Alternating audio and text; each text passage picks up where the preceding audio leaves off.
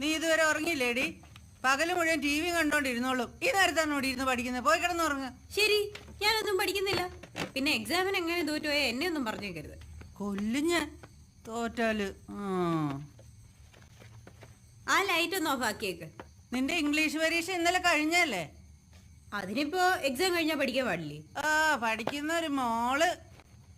അയ്യോ, ഈ പായ ഇവിടെ ഇരിക്കായിരുന്നോ? വെറുതെ അല്ല ഞാൻ ഉച്ചക്ക് നാളെ രാവിലെ പാവയ്ക്ക് ഉണക്കുന്നേരം എടുത്തോ. നീ പോടി.